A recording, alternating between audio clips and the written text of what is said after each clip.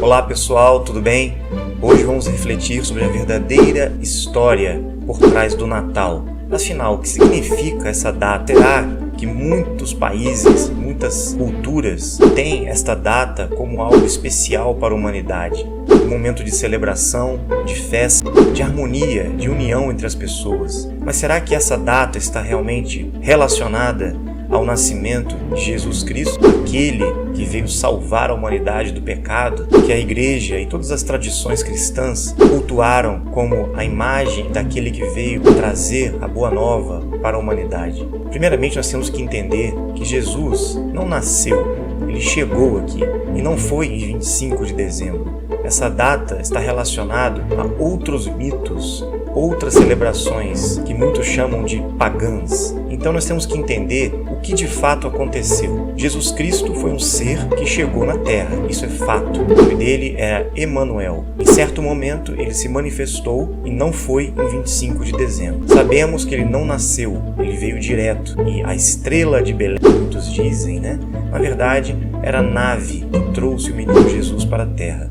Sim, ele chegou adolescente, como um jovem, e permaneceu aqui até o momento da sua transmutação, o momento que ele retornou para as dimensões superiores, assim como está descrito nos textos bíblicos.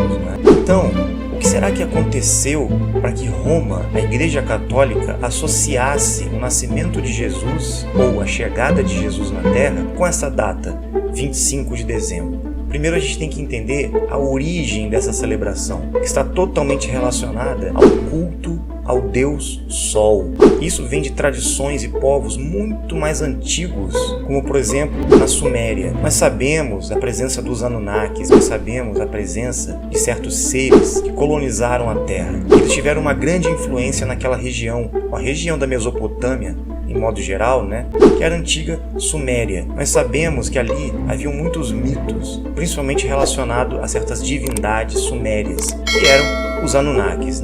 Depois de um tempo, surgiu o mito da presença de Semíramis e Nimrod. Se vocês forem pesquisar sobre este casal, eles tiveram um filho, segundo a mitologia, chamado ou Duzu, em sumério. Este ser foi associado à divindade solar. Outros povos fizeram referência ao mesmo ser. Tammuz foi associado a Horus no Egito, e depois na Índia, na Pérsia e depois posteriormente também na Grécia. E muito tempo depois, os romanos receberam a influência dessa cultura persa, indiana e grega e associaram a divindade Mitra, a imagem de Mitra, ao deus Sol, que eles tinham como adoração e culto, que estava relacionado também aos Anunnakis. Essa mistura entre essas divindades solares foi associada a uma antiga celebração relacionada ao solstício de inverno, que muitos povos nórdicos realizavam, como exemplo a celebração Yule,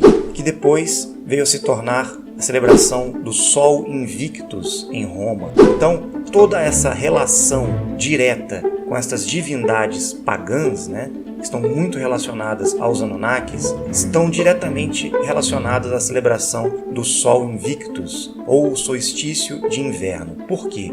Para aqueles povos, a presença do Sol no solstício de inverno, que iniciava mais ou menos no dia 21 de dezembro, era o momento que o Sol ficava mais tempo no céu. O que significa isso? Que eles celebravam a possibilidade de ter mais tempo para a colheita, era um momento de fertilidade, de abundância, de prosperidade. Então, a divindade Mitra, assim como Tammuz, Horus e outros, foram associados ao Sol justamente por essa conexão entre o solstício de inverno com esses personagens. No caso de Roma, eles cultuavam a divindade Mitra, que era o deus da luz, no dia 25 de dezembro. Então foi associado a Mitra essa celebração do Sol Invictus pelos romanos, que ficou conhecido também como a Saturnália, que era uma semana que servia para homenagear Saturno, ou melhor, o deus da agricultura. Só que tudo isso não tinha absolutamente nada a ver com a história da presença de Jesus Cristo na Terra. O que ele realizou, a presença dele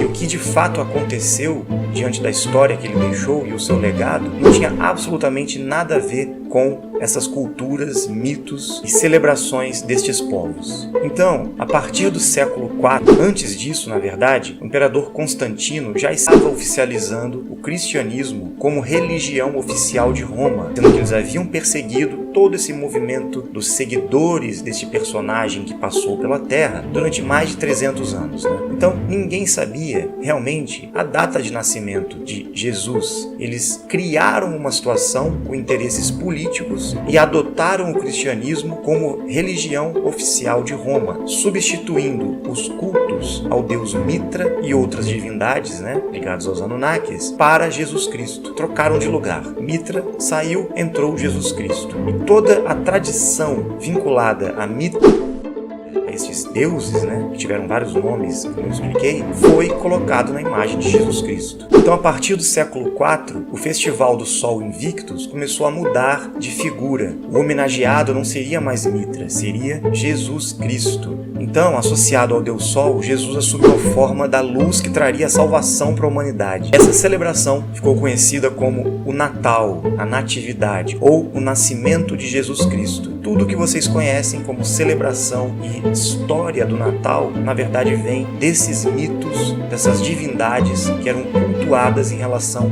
ao Sol, ao solstício de inverno. Esta é a verdade. Então, todos aqueles costumes de celebração do Sol foram se infiltrando nas festas natalinas.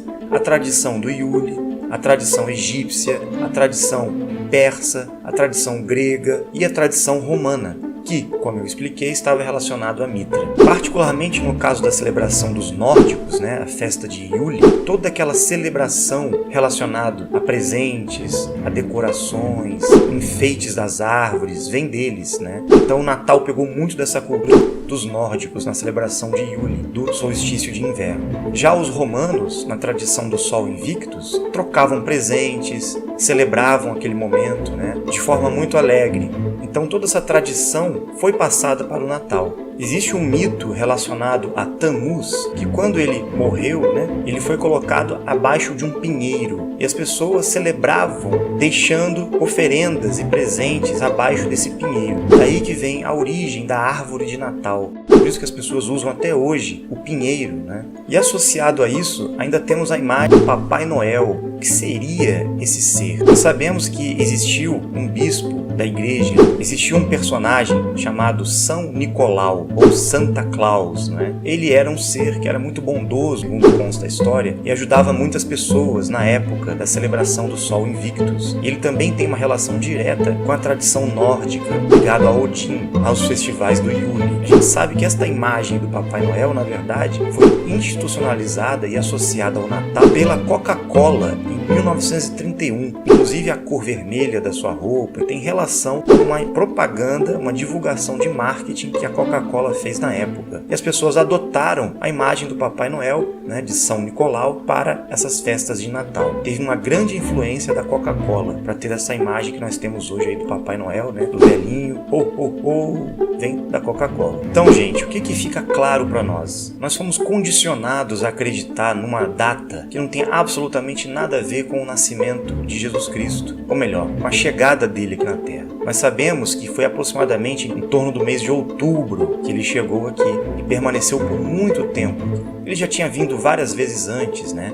E possivelmente a presença dele também criou a associação com essas divindades no passado. Então todos esses seres, de certa forma, têm relação com os Anunnakis e também têm relação com a presença dos dimensionais. Como nós falamos, ocorreu muita confusão por trás desses mitos, dessas histórias, né? E muita manipulação também. Então hoje, nessa data especial, nós estamos aqui comemorando, né, esse momento em família, entre amigos, celebrando a harmonia, a paz, o amor, a consciência de união entre todos. Isso é importante, mas não vamos nos esquecer de buscar o conhecimento, buscar a verdade por trás de todas as coisas, né? Infelizmente, a Igreja Católica distorceu tudo, manipulou tudo. Ela está usando uma história que era de outras tradições, até hoje, enganando a população com essa ideia do nascimento de Jesus.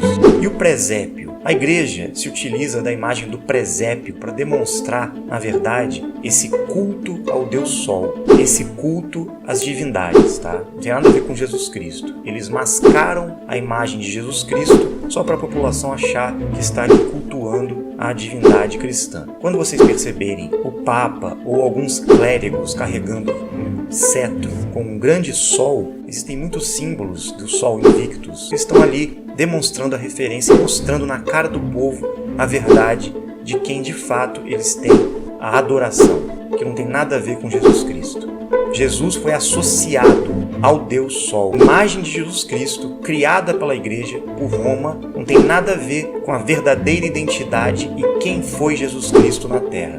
Ele existiu, ele esteve presente, muitas histórias que foram contadas no Evangelho são reais, 30% delas, o resto foi manipulação dos estudiosos, dos clérigos, dos papas, dos concílios romanos, que colocaram os mitos pagãos dos seus cultos às divindades, como nós explicamos, na história de Jesus Cristo. E para fechar com chave de ouro, a hipocrisia da igreja, e para mostrar na cara da população a presença dos verdadeiros membros da Igreja Católica, eles colocaram o presépio esse ano completamente diferente do presépio de anos anteriores. Sempre mostravam Jesus Cristo, Maria, José, os Reis Magos, o presépio tradicional. Este ano apresentaram um presépio no Vaticano escancarando a presença dos Anunnakis, escancarando a presença do astronauta que chegou à Terra, escancarando a presença dos Igiges, os astronautas que